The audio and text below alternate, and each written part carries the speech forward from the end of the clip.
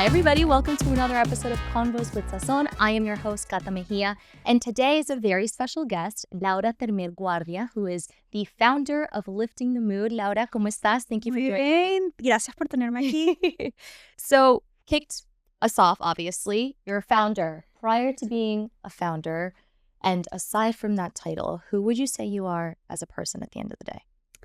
I think at the end of the day, I'm Laura, who's always like a jokester, who considers herself like a very much advocate for women. I think at the end of the day, I've had incredible examples in my life, my two pillars that I grew up with, which were my mom and my grandmother. So I think I'm like a little bit of strength and a jokester, and I like to spread happiness or as much as I can, even when things get tough. So I think I'm like a little bit a mix of that plus el sazón latino.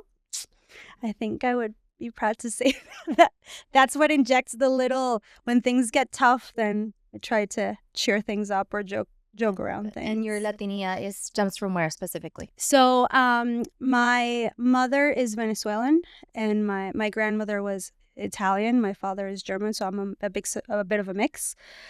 But I grew up in Venezuela. We moved around quite a lot because my mother was a diplomat. But home base was always Venezuela.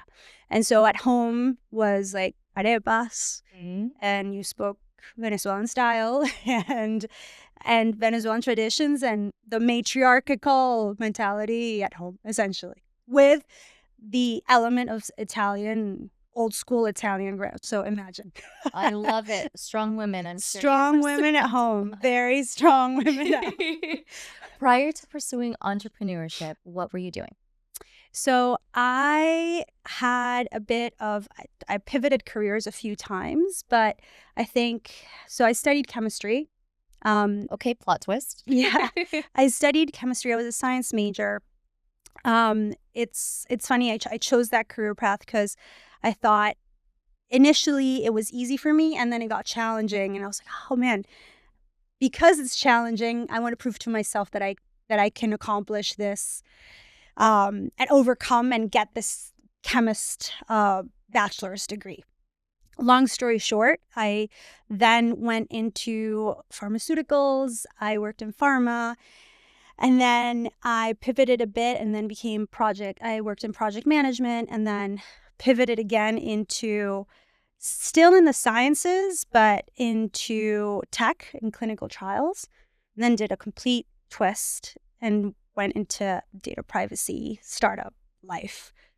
So that's what I did a little bit of. I was trying to figure out where I wanted to go and who I wanted to become. Yeah, and I think we all go through that at some point in our lives, especially when it comes to our careers. And I'm curious to know, was having your own company always part of the plan, or was that one of the discoveries that you made along the way? I think I made that discovery along the way. I think startups always enticed me, and I thought they were so interesting. There was an element of me of something is not it. And whatever role I had, I thought, man, I have so much more to give. Something is so interesting, and I'd love to give either input or help or learn. And I was always met with some pushback. Either you're not ready, or you're too ambitious, or, you're not necessarily, you don't have the expertise. So I was never lucky enough to have mentors to give me that seal of approval of, yes, while you're doing this, you can do the other thing. So there was always that longing for, oh, wait, in startups, you get to do all these different things. But I don't think I ever thought of myself as like, oh, I'm going to do my own thing. Yeah. Especially because I'm not sure if you can relate, but corporate America, for lack of better wording, right? It has this facade of stability, and you know kind of what you're getting, and you have benefits and you have structure. So when making the decision to branch out on your own, how did you know it was the right time? And where did you get that motivation to be like, no, voy a lanzar, and I'm going to take the risk, and we're going to see what happens? You don't. And I think it's funny because I always listen to other founders say it's never the right time. And it's true, it's never the right time, but you have to find the right anchors to allow you to be able to move forward to the goal that essentially become a founder or do your own thing. That for me was kind of planning it and planting seeds along the way. So I didn't go all in. It was an idea that sparked into a vision, that sparked into a goal, that sparked into where we are today and what I'm doing today. And luckily, it took me a while to get here, but I'm actually thankful that it took me a while, because when the time came to go all in, which was circumstantial. Unfortunately, the company that I was working for in New York City closed. And so I had a severance, and I was like, this is it. This is my opportunity to take this and go all in and use this for my first production for the company. But I had already had planted seeds. I had already tested the market. I had already validated so many other things that gave me the green light to go ahead and do what I needed to do. But again, I was also very privileged in the sense that I also have a partner and my husband who I had like a serious conversation with and said, okay, can we do this? Can we financially do this? It's a risk, major risk living in New York City, and wanted to start a family nonetheless. But yeah, I chose the right partner as well years ago, unknowingly that it would lead me to this. But I think I also had one was circumstantial and the other one was very, very privileged to be able to look at my partner and say, okay, if things happen and they go to absolute crap, are you okay with that? Because I'm going to need you I'm going to depend on you to build this. So thankfully he said yes. Yay. So that leads us to Lifting the Mood. For those who don't know, what is Lifting the Mood and how was the idea born? So Lifting the Mood is essentially the first female engineered modular weights that allow you to sculpt, train, and lift, removing that strength barrier of that intimidation barrier within the strength training world. Essentially adjustable dumbbells designed for women, but that sounds cuter. And it sounds more motivating. The idea came from living in London at the time. And actually, I had moved there not knowing a lot of people, and everything around me was just going. It was like from bad to worse.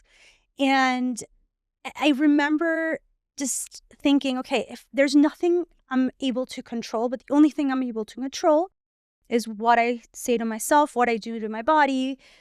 So I've always been somewhat active, but back in the era, and I'm dating myself, that was the BBG, K-Light Sinus era.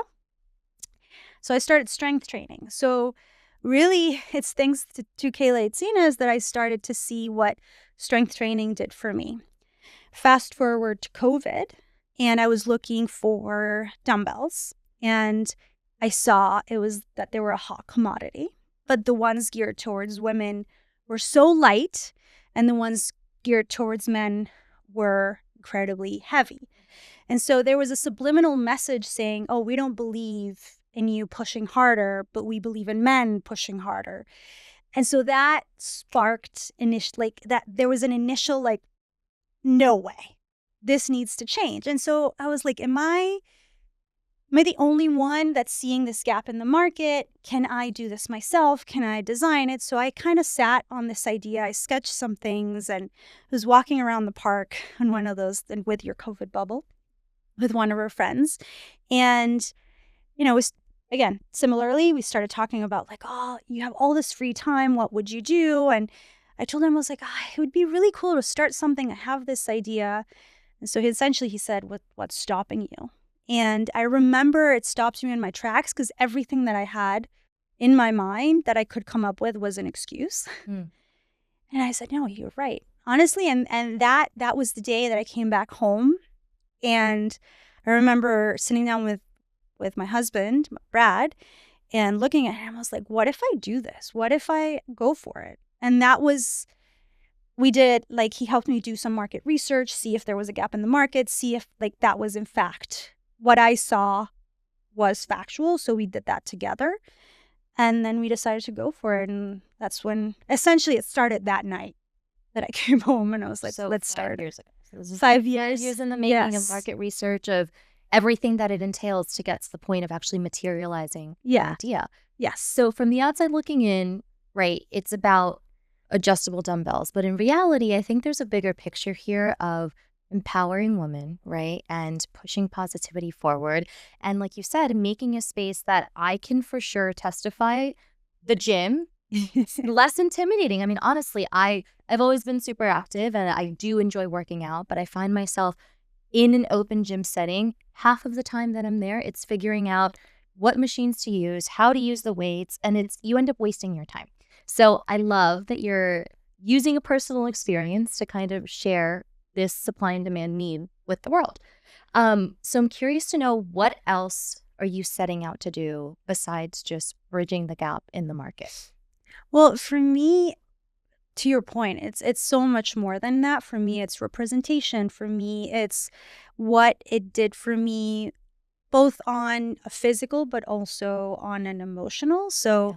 for me to be able to walk into a room and say, excuse me, and full of men, and grab the weight, and what today was heavy and tomorrow all of a sudden is lighter, it was transcendental. And then also to be able, for that initial strength in me to say, oh wow, well, if I can do that and I can lift heavier today, yesterday was lighter, I am going to ask for that raise, or I am going to raise my hand and say that, no sir, that's not what I said in a meeting. It's just, it was so much more than that.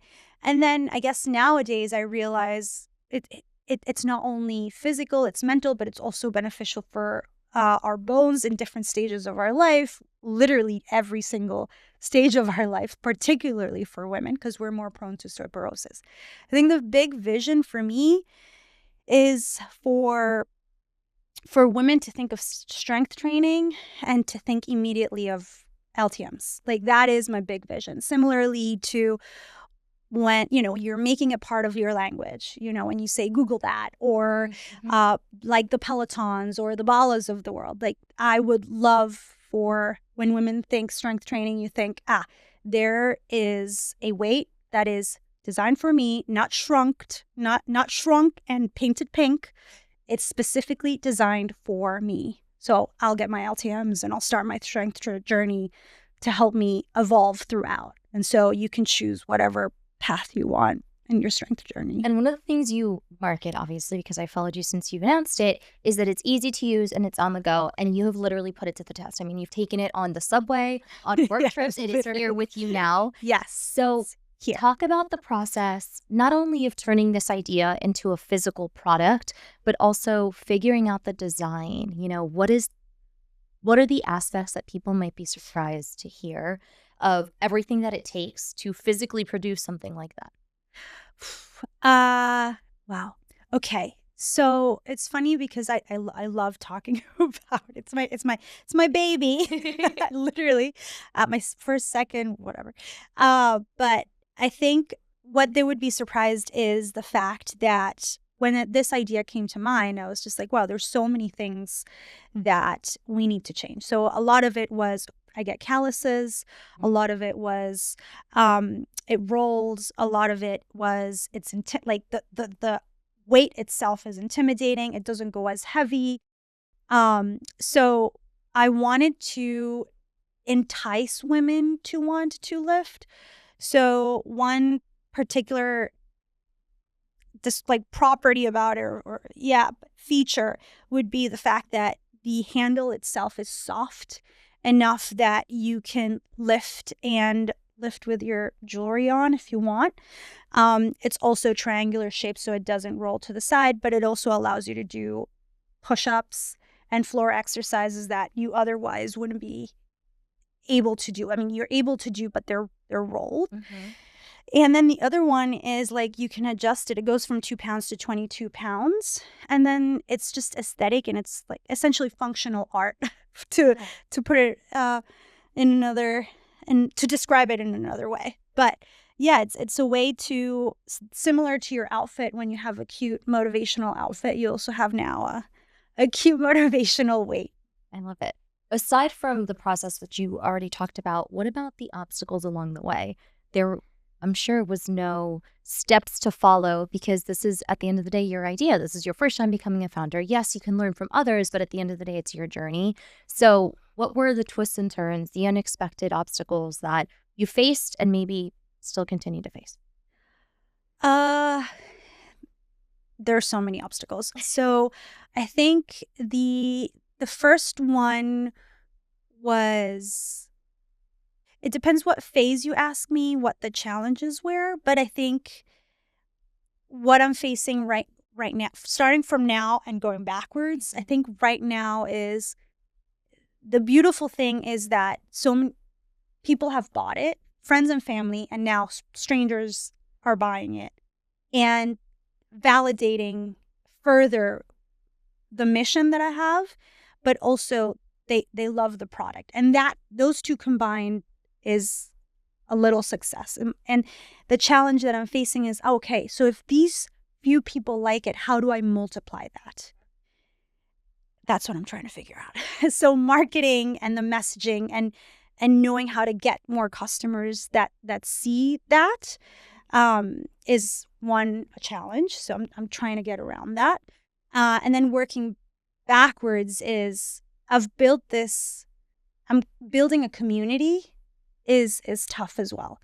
I'm trying to build a community organically, and I'm bootstrapping it. So even though they're small wins, they're also, every time you have a small win, it's also a challenge. It's like, great, I won. This is a small win, but what else? So I think there's also the challenge of that every time you do something, it's always never enough. Yeah. So there's a level of, even though you try to be super positive, you're like, oh, glass half empty, when really you have to focus on like, okay, well, if one person is seeing it, if you're creating this community, how can you expand further? The other one, there's so many challenges. What people don't see is like the back end, making sure that the materials are right, making sure that the logistics is right, making sure the packaging says the right stuff, making sure that you have all your numbers right, that the pricing is correct. It's not completely, if it has to align with the mission. It's from a macro to a micro level. It depends. It's constant. You're constantly pulling strings. I'm like, okay, what challenge am I going to face today? And is it macro? Is it micro? And then kind of tying them together and be like, okay, what am I going to prioritize to fulfill the big vision that I need to fulfill? You mentioned packaging just now, which reminds me of how transparent you've been on social media with this whole process, literally packaging them yourselves, lugging them around the city, doing all of these things. What about that aspect of the process has surprised you, do you think?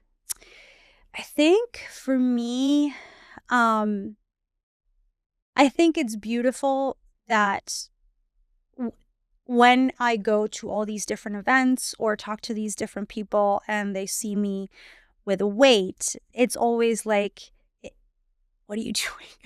It's like, why does that person have a weight? Or now, why does that pregnant lady have a weight, and what is she doing? But it's been very welcoming, and the community itself and the events that I go to, most of the women have validated what I am trying to put out and saying, oh my God, yes, I need these. Or I've had other women say, I saw these, or I've known about this, or my friend has told me about it. So it's been surprising to see that I'm slowly and organically building and planting those seeds. But it's as a validation. They've told me I need it, or I think about you, or I go to the gym and I think about you all the time because these give me calluses, or I don't like how they look. So that's been surprising. And then the other is, it's just, from a personal level, I've never pitched. I'm not in the sales I was gonna ask world. I'm not. Shark Tank moment. Yeah, no, I am friendly, don't get me wrong, but it's another level to put out there what you're building, essentially how you're building it, and how and the mistakes that you make along the way, because I'm showing my journey on social media, but I was also showing some part of what goes wrong. And there's a level of vulnerability that I am not used to showing, and I am by myself. I'm still a solopreneur, and I'm all up for vulnerability, but sometimes, I put it into the ether of the internet of like, hey, I screwed up, or this is a challenge for me right now. And it's a blessing and a curse. Yeah. It's a blessing because you get a lot of support from people and you get comments, but then when you don't, all of a sudden you're like, where's my compliment?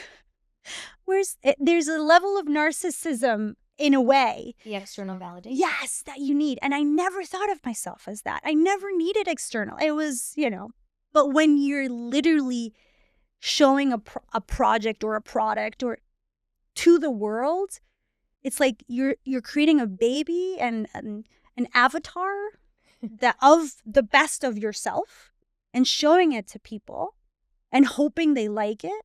And so if you don't get validation, it's just like, oh, it's awful. But it's the journey. Let's talk about your Shark Tank moment when it comes to pitching to strangers or maybe even figures in the fitness space that you have looked up to. How do you prepare for that? It's funny because in my previous life, I would be like, you need to learn exactly who do they talk to, what's their, who do they surround themselves with, who are they connected to. And it's funny, like I had sometimes the most genuine connections and networks have happened when I just know very little about the person. And then I realize how well connected they are. That's not to say I don't do my research. Of course, I know the brands, the people, the networks, and the people that I have to talk to. But I'll give you an example that I'll never forget. So I was in the beginning of my journey, and I was at this event, Female Founder World event, and I had skimmed who the speakers were going to be. I was very nervous because I was more focused on how I was going to pitch to people and strangers and network, because I was building my network. And so I was like, I'm going to be one of the first ones. So I'm calm. So I dressed. I was like, okay, let's dress up. At least let's feel better. It's great. Feel great about ourselves. So I went, and there was this beautiful woman standing, and I was just like, I like to give compliments. I don't know if it's a Latin thing. I'm like, oh my God, you're so beautiful. Are you speaking here, or are you a founder as well? And turns out she was the founder of Poppy. And she's like, oh, my name's Allison, or Allie. I don't remember what she said, and I was just like, she's like, oh, I'm the founder of Poppy. And I was just like, I don't know what Poppy is. And she was like, have you tried them? And I was just like, what is it? And she starts explaining to me what Poppy is. And I'm standing there with my weight. I was like, oh, that's so cool. That's so interesting. She starts telling me about how she founded Poppy. And then I see a swerve of people around us. And I look at her, I was like, oh my God, I'm so sorry. I didn't know that you were like such a huge deal, blah, blah, blah. And she was like, let's get a selfie with my Poppy and your dumbbell. And I was like, yeah. She was like, but wait, hold on. And so she would like talk to people like, and then she would turn to me and be like, wait, okay, so what are you doing? And like, what's your idea? And so I was telling her, and I pitched her on my dumbbell, and I was like, wait, if you're such a, so at the end of our conversation, I was like, wait, if you're such a big deal, then can I get your feedback on what you think about these dumbbells, about these LTMs? Would you eventually buy them? Do you think there's a need? And so she's like, yeah, let's do it. I'll hold my Poppy while I talk about the need for strength training and more presentation. And I got a video of that. And it was just very genuine. And I think when you go in it like that, in a genuine way, without looking for ulterior motives, you gain trust instantly. So I think that's one thing and that's one experience that I don't think I'll ever forget, because look where she is now. She's huge, and they sold the company to Coco. It's insane. Yeah. But I've also had other experiences where other people, because I think I'm very proud of how I carry myself. Please share.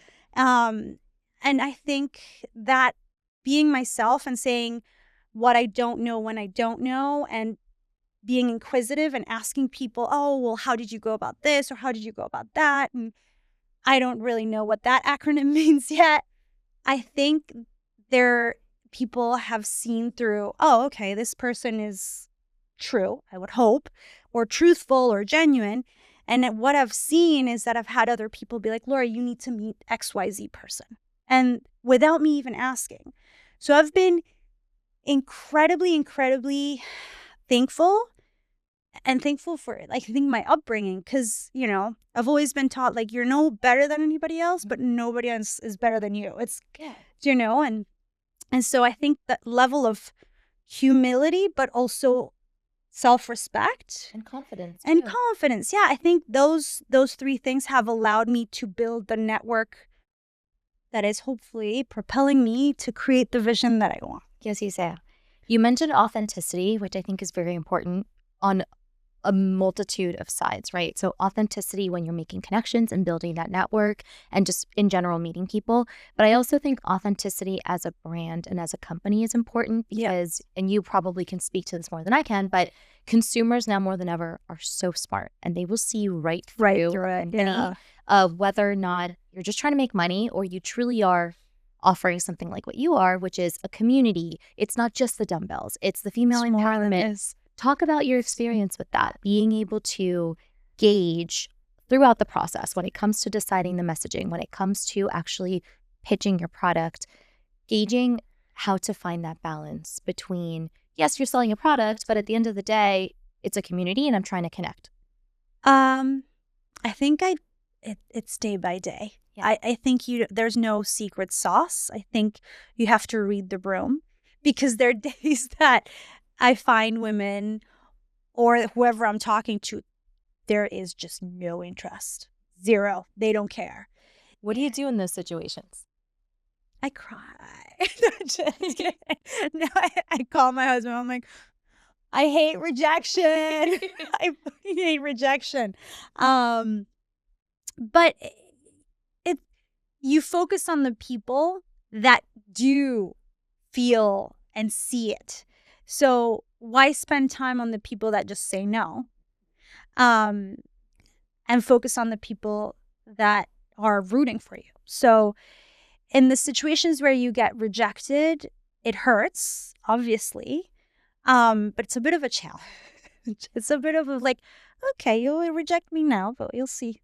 Just wait. Motivation. Just wait. I had that instance where I had gone to a studio and I went to this trainer and I was like, oh, could I take like 5 minutes of your time? I'd love.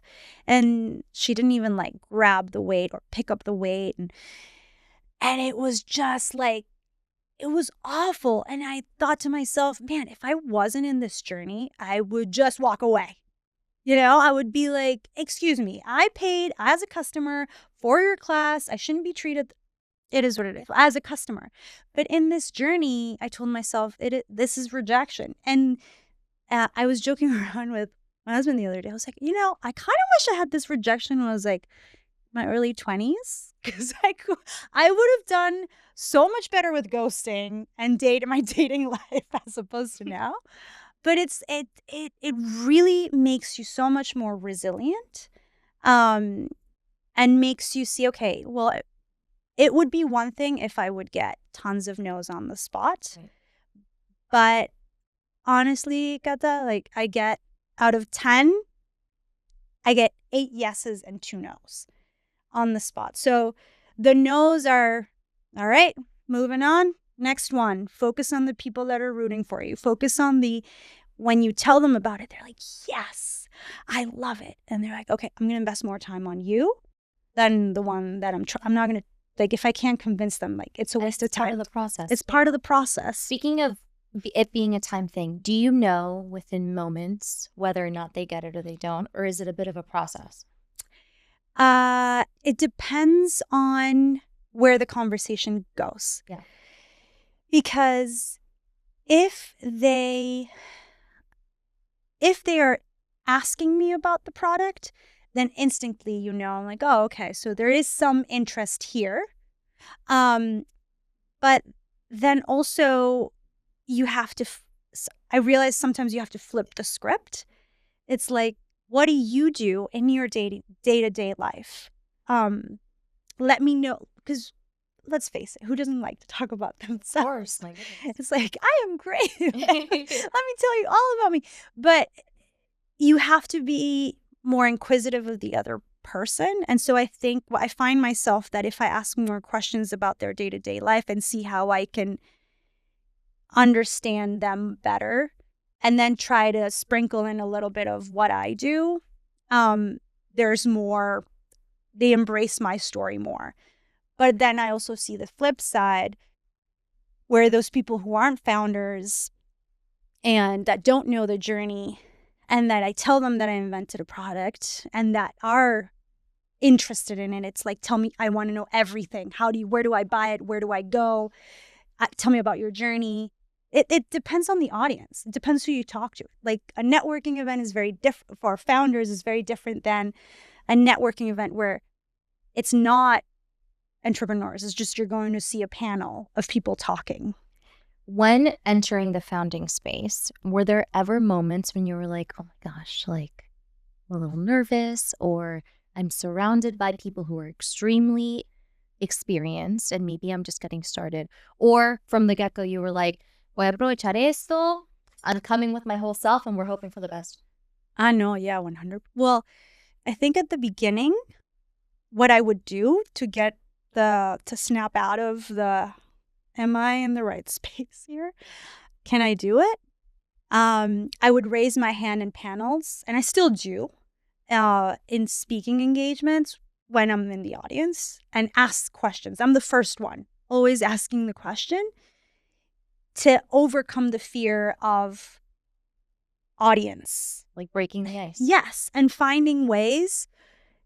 It's like finding ways to tell people about LTMs in a big setting.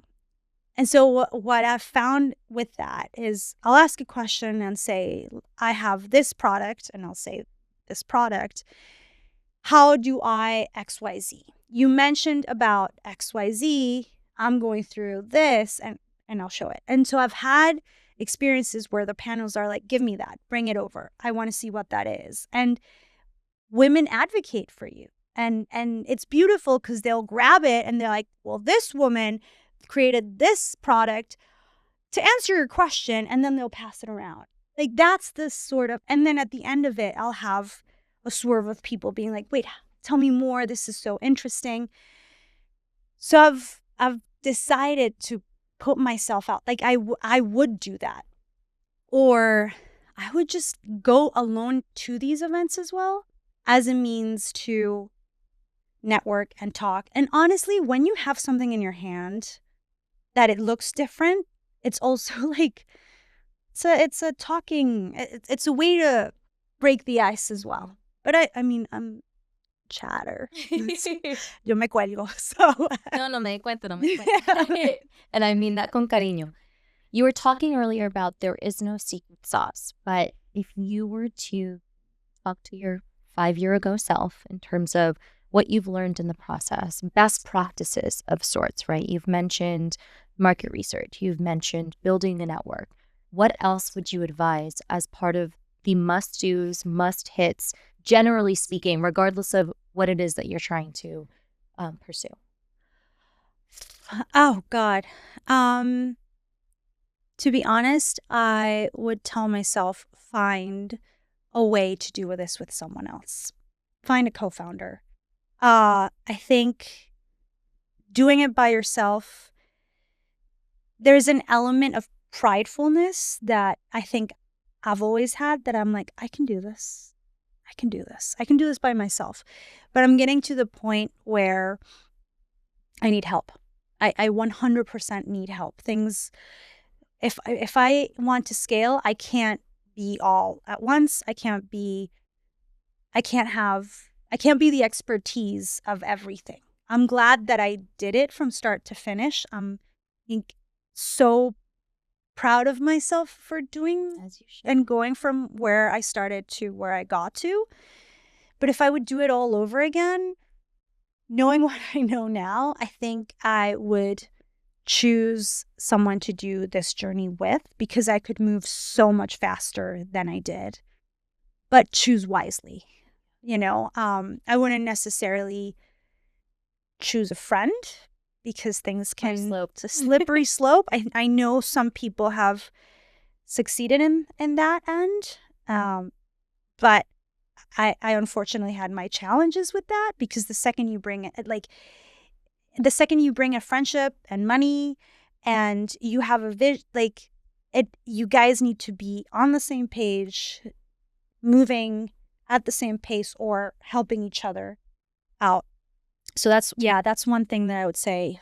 Find a co-founder in some capacity, in a forum or in a way, and start the journey together, but with an understanding of where you want to get to, and make sure that what you're good at, that other person lacks, or vice versa. Like, how can you complement each other?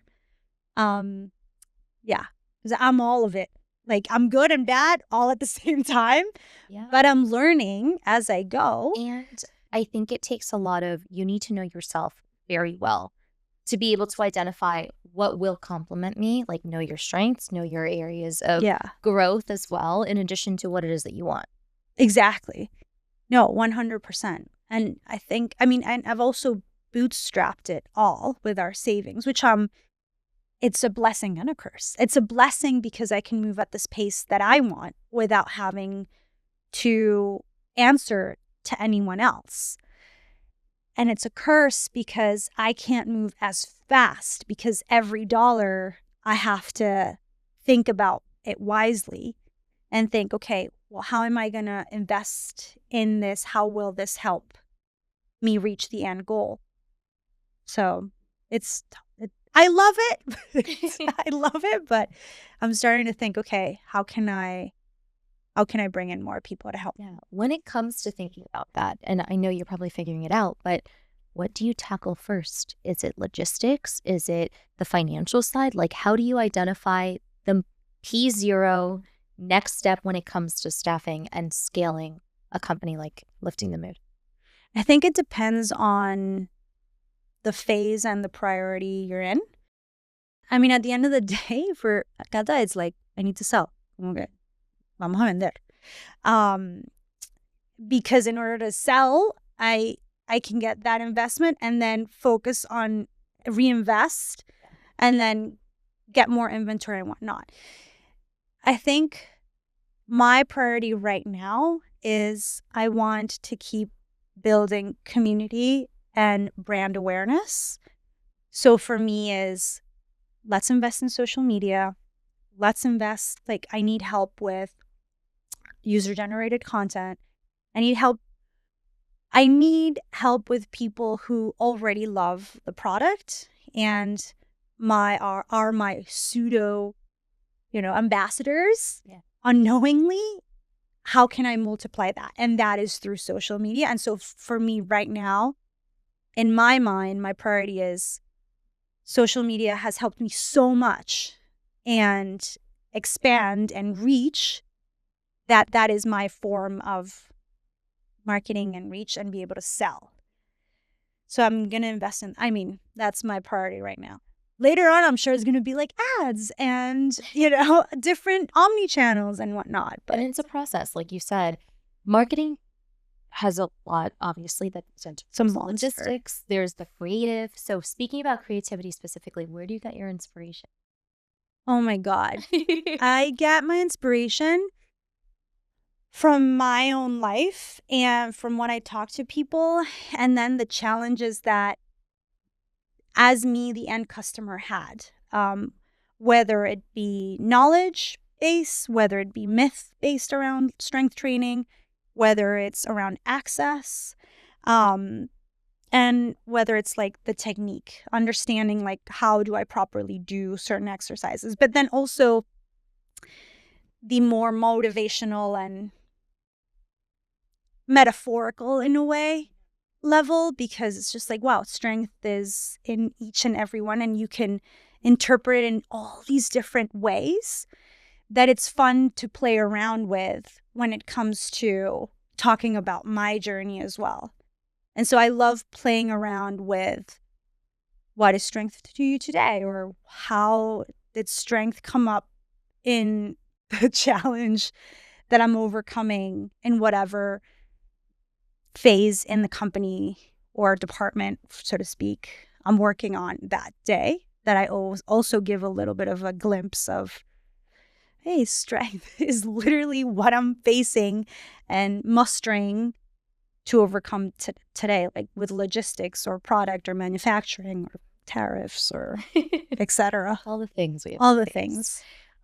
During our initial conversation, when we first met, you mentioned that right now you're preparing for what's arguably your most important job, which congratulations, by Thank the you. way, of being a mom and trying to think as far ahead as possible to cover your bases. Talk a little bit more about that, because as you said, you're a solopreneur. You're doing it all by yourself now, but what is the art, for lack of better wording, of foreseeing what you may need, and how far along are you trying to see out? The answer is I don't know. It's just like, it's funny. A friend of mine called me the other day, like, oh, are you ready? And I was like, no, I'm not ready. Who's ready? Who's ever ready? It's like, when are you ready to start your company? So the answer is I'm trying, Cata. I am in this 3-week pseudo incubator program for marketing, through with Sarah Sexton, which she's helping me develop a plan for before the baby arrives. So I have a marketing plan that I have that I can execute while nursing and being a first-time mom. So as long as I have some sort of plan and a blueprint to move forward and an idea of what type of people I'm going to need to bring in, that's going to help me. The answer is I'm planning, trying my hardest for the foreseeable 6 months to a year.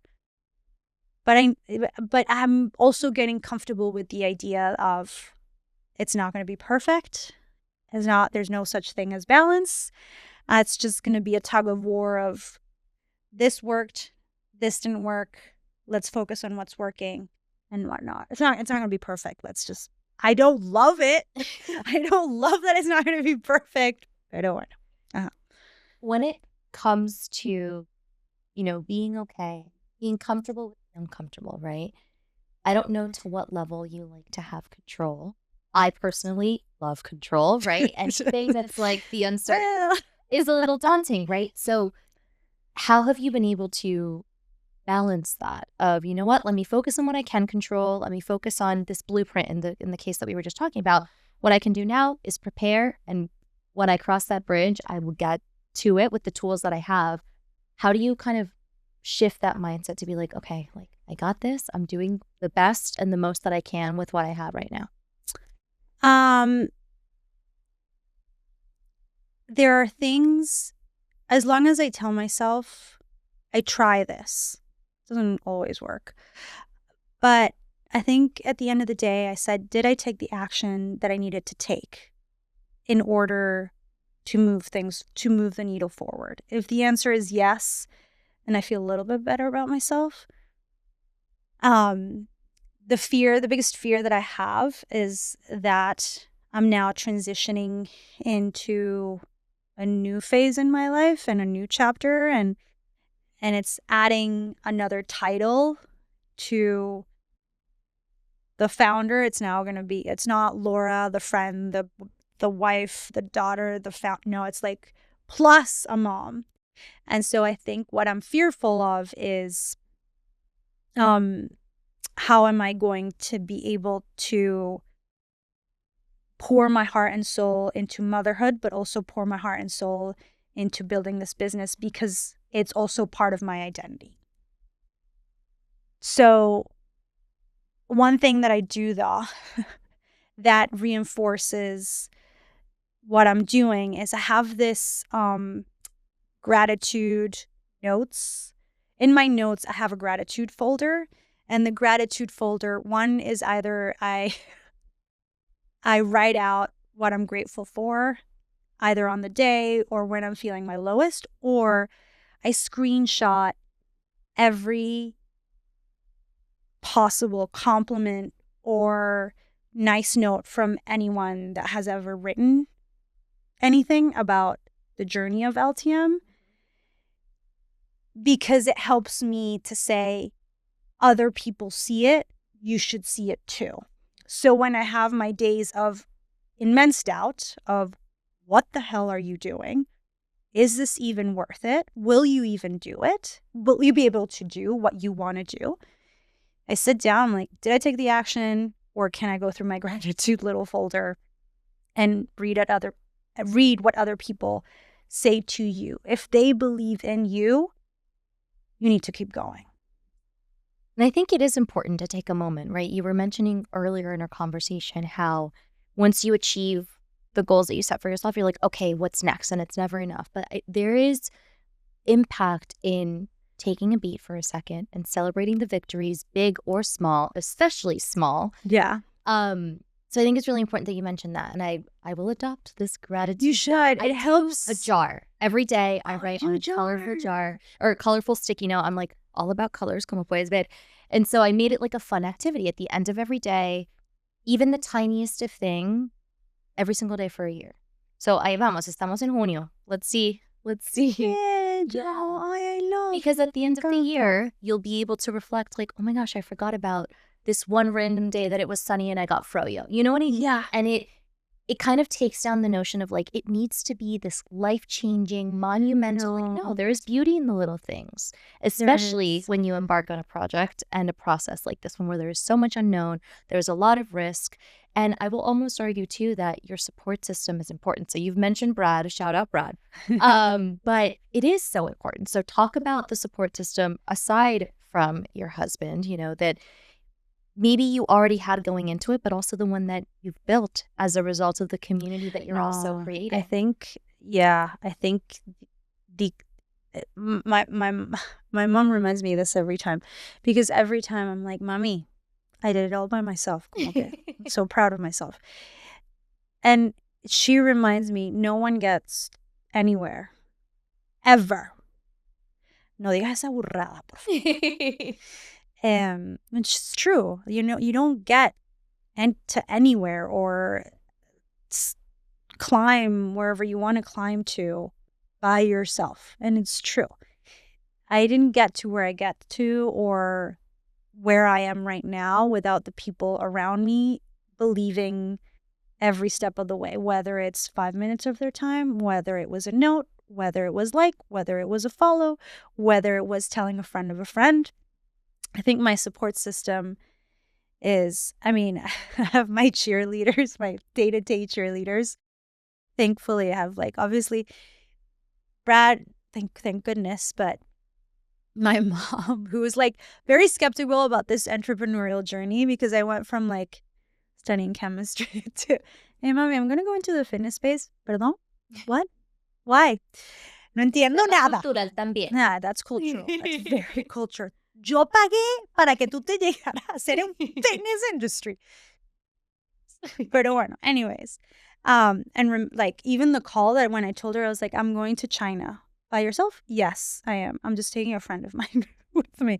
Anyways, my support system.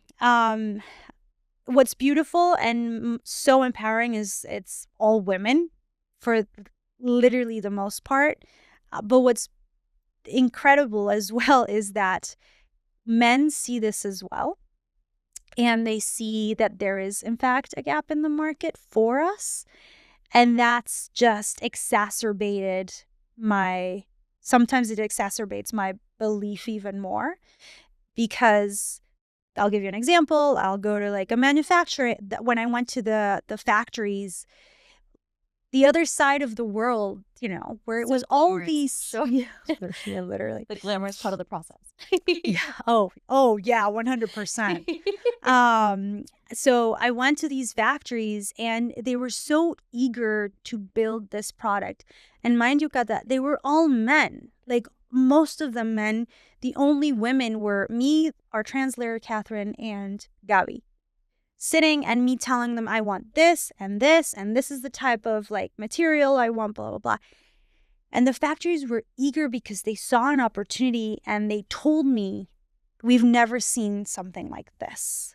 We truly believe that this needs to happen. We're very interested. So for them to see something like that and validate it and be men, sure, okay, fine, there's a financial interest, obviously. But to have that kind of support, to have the support of my friends, to say I believe in it, to have friends that love doing fitness and then text me and be like, Laura, I love it. Like, I love it. And I wouldn't necessarily tell you that I love the product. And I'm like, you're my friend. But they tell me, no, I needed to tell you. And so to have that swerve of women to also support me, my friends, my family, great. But then also on top of that, strangers to message me and validate it. Mind you, I'm not huge, but going back to my little gratitude, not yet. But going back to my gratitude, I'm like, oh my God, this random person believed in me. Or the other day, I had this woman, it was like the longest review of how much she loved the product and how she bought the full set.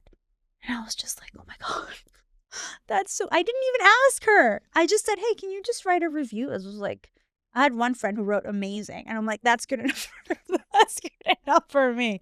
But then I had this random stranger just like write 3 paragraphs about how much she loved the weights. So long story short, I have a sea of people behind me, and I've had a sea of experts give me 5 minutes of their time that I have been able to get their information and put things together and not essentially put it to waste. I've hopefully made them proud of their 5 minutes or an hour here, an hour there of their time. Just out of curiosity, how many did you set out to make whenever you made your initial order before actually going to market with the product? In the hundreds.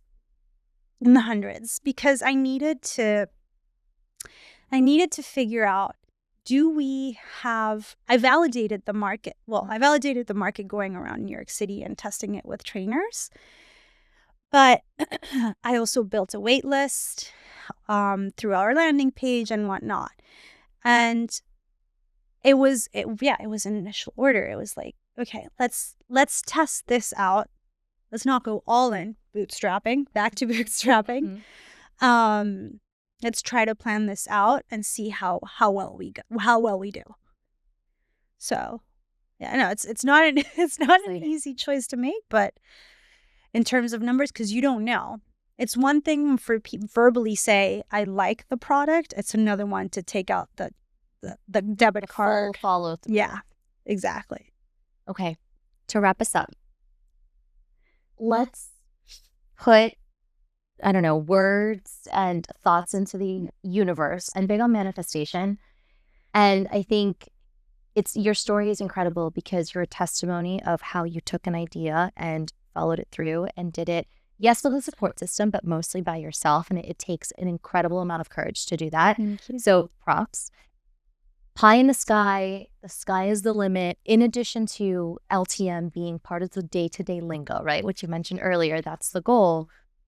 What else would you want to attract? Like what, if you think like, wow, like if I could just snap my fingers, or not even snap my fingers because the journey is part of the beauty of it. But if there was no constraints, this is what I would also love.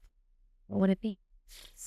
Man, I would love for hotels and studios to hold our product and have a corner which will entice more women to want to strength train and see more women on the floor using our dumbbells, LTMs. I think that would be a dream come true. And I mean, and if I could make just a slight shift in terms of, the around 60% of women who don't lift strength train in this country, to lower that thanks to a product like this, that would be the dream. To make an impact like that, that would be, I don't know, I would love that. I would love to see that this product made an impact in women's life. Like that for me, yeah. At the end of the day, yeah, that's what I want. To be able to be like, oh, thanks to lifting, I don't know, I went for my dreams. Crazy stuff like that. I mean, literally, that's what I did. So yeah, I hope that's energy. Yeah. Speaking it into the universe. I know that you mentioned there's a lot of unknowns that led up to this moment and that are left to foresee. Is there any insights of what the future holds? If you know, I would love to. I have had some feelers, which I'm waiting to hear back, which would be huge if I do something with them and do some partnerships with them. They're in the works. I had someone quite big buy the dumbbells, the LTMs. So I'm hoping, she's huge, very huge. So I'm just hoping she posts about it, because if she posts about it, that is a huge win. I'm not going to say who it is, though. No. Because I need to, Amazing. Is there anything else you want to share that we maybe didn't touch on? No, I hope they like the story. I hope they like lifting the mood, and I hope they tell people about our LTMs, and I hope you get to try the product. Okay. And support. Well, thank you for sharing your story. You have another member of your support system. Cuentas conmigo para lo que necesites. De verdad, qué orgullo. Gracias. Como mujer, como latina, Gracias. me quito el sombrero, and I wish you all the best. Muchísimas gracias de todo corazón. Gracias, y gracias a la gente latina que me apoya también, que es de verdad, como nosotros no hay, con Sazón, como nosotros no hay. Único. Okay. And with that concludes this week's episode. Thank you so much for joining us. Until next time.